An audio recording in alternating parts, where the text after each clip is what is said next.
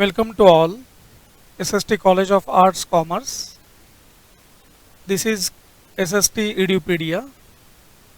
Myself Professor Nilesh Manore here,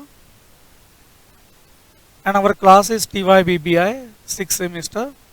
Our subject is turnaround management. So our chapter is Introduction to Business Organization. So human being perform so many number of activities throughout his life. Some activities are undertaken do not involve the money transactions in it. This is called as the non-economic activity. For example, reading books, listening music, walking or cooking for the families. On the other hand, some activities are there with the intention to earn the money, which is called as the economic activity. For example, working for the organization or running a shop, practicing as a CA or doctor or lawyer. These are called as the professionals. So economic activities are further classified into the business, profession and the employment. So human activities can be classified into the economic activity, non-economic activity. Economic activities can be classified into the business, profession and the employment. So we can observe, what do you mean by the business? Business refers to all the economic activities that are concerned with the production and distribution and buying and selling the goods and services, which is called as the business. The professional people, with their qualification, with their experience, they provide the certain skilled services to the society. So for example, CA, doctor, architect, engineers, lawyer, these are the professional. And the people who are working for the specific organization, this is called as the employment. So we can see the certain definitions of business. Definition of business: the regular production or purchase and sale of goods undertaken with an objective to earning the profit and acquiring the wealth through the satisfaction of human wants, which is called as the business. This definition given by Stephenson. The another definition we can learn according to Mr. Dixie: business refers to form of activity conducted with an objective of earning the profits for the benefit of those on whose behalf the activity is conducted. And another definition, according to Lewis Henry: human activity is directed towards producing or acquiring wealth through the buying and selling of the goods. So from all the definitions we can summarize, while we do the any activity with the intention to earn the profit, which is called as the business. So next we can classify the business into the industry and the commerce. So industry again can be classified into the primary industry, secondary industry and the tertiary industry. Primary industry is concerned basically with the agriculture, extractive, generic, and secondary industry, which one is the concern with the manufacturing, construction, etc. Tertiary services, tertiary industry is concerned with the services. So on the other hand, we can observe business. The another element of the business is the commerce. So commerce can be classified into the trade and the aids to trade. So again we can classify the trade, internal trade and external trade. While we do the business transaction within the country, which is called as the internal trade for that nation, and when we do the transactions with the another country, which is called as the external trade, which is also known as the import export. The various aids to trades are there.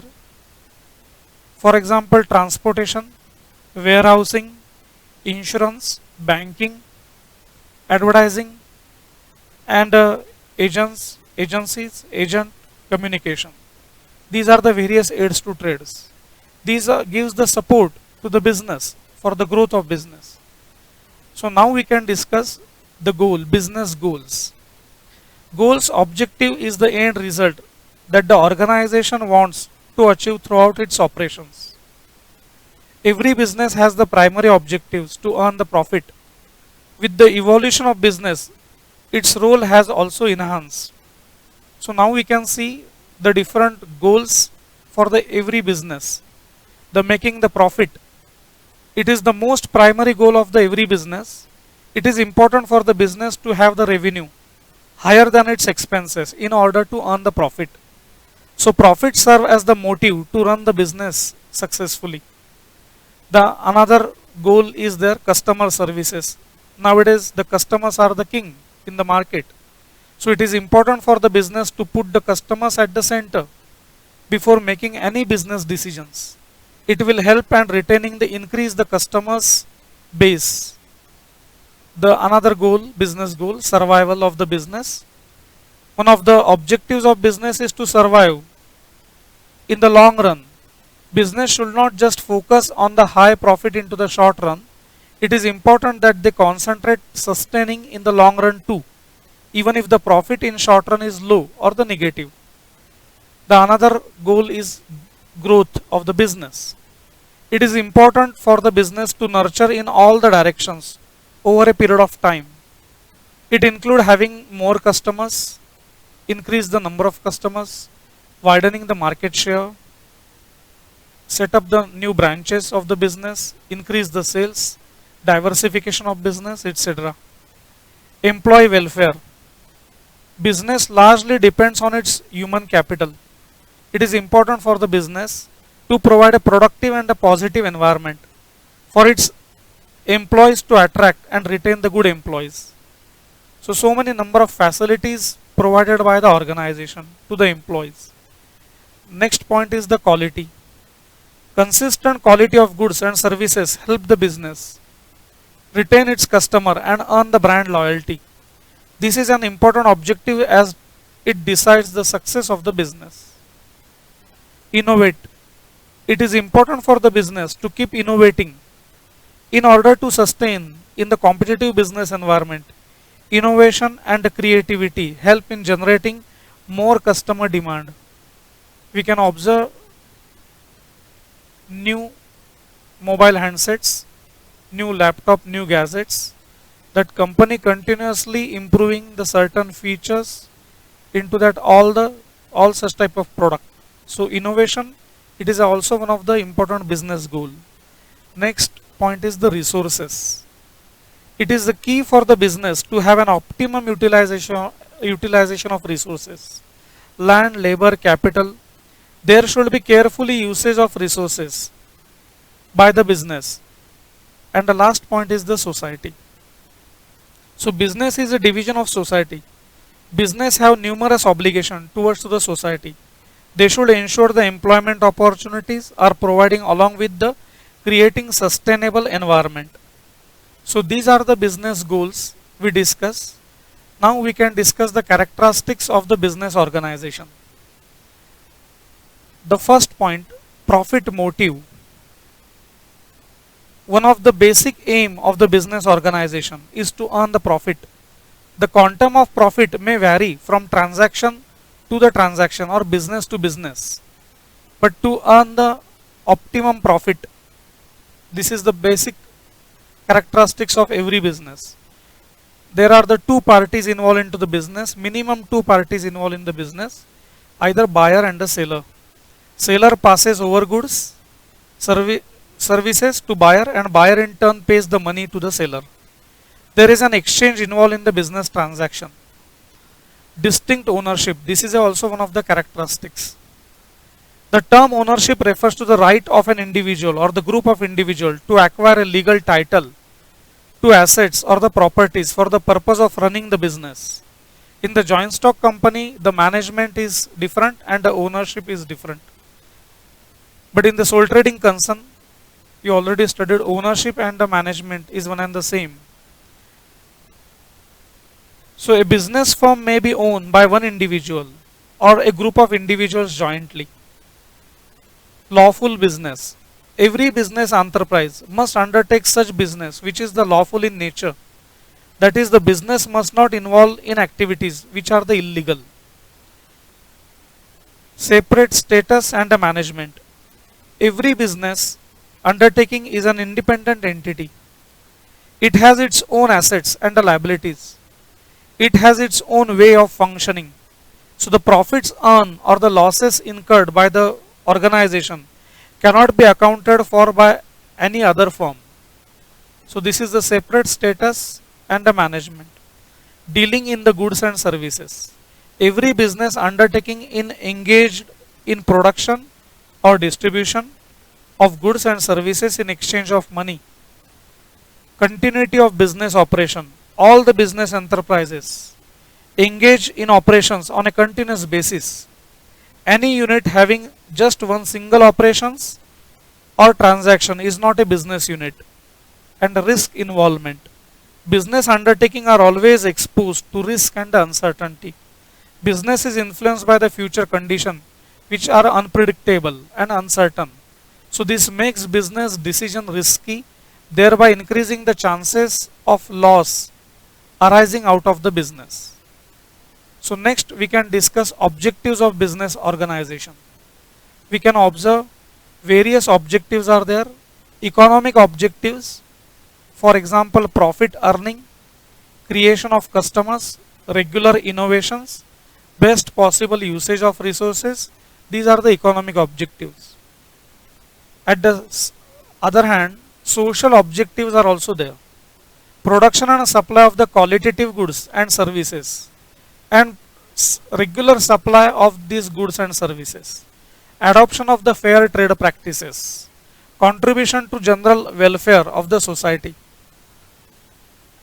Third one, human objectives. Economic well-being of the employees, social and psychological satisfaction to the employees, development of the human resources, economic well-being of the socially economically backward people. This is a human activities. National objectives. National objectives are creation of the employment opportunities for the society, promotion of social justice, production as per the national priority, contribution to the revenue of the country, self-sufficiency and export orientation. These are the national objectives. And at the last but not least, global objectives. Raising general standard of living of the people, reducing the disparities among the nations, making globally competitive goods and services available. These are the various objectives of the business organizations. So now we can discuss the types of organization. Already you are aware, you already studied the types of organization: sole proprietorship, joint Hindu family firm, partnership firm, joint stock company, cooperative undertaking. But now we can see the business organization from the another angle, another aspect: retail outlet, manufacturing organization, service organization, government, non-government organization, NGOs, and work from home culture. Now this one is the new concepts started after the lockdown, during the lockdown, and we are observing this one is also one of the new business organization. So now we can discuss the various factors considering in forming the business organization. While we set up the business organization, we have to consider, we must have the knowledge about the industry. Then we can study the market demand, what the customers like, what they dislike, what are the preferences of the customers. So market demand, it should be considered. Then competition analysis. We have to analyze the how many number of competitors, what volume of business they have, and how they are utilizing the various marketing strategies. So competition analysis, it must be essential while we form the business organization. The certain rules and regulations set up by the central government and the state government, we have to do the study about the rules and legal regulation, the norms set up by the government. While we thinking about the forming the business organization, we have to do the study about the location of business. The location of business must be appropriate from the various aspect, and what kind of business operations we are going to do, we should consider, and up to what extent we should require capital, finance, because without the finance we cannot run the business successfully. So fixed capital as well as the working capital require for the business.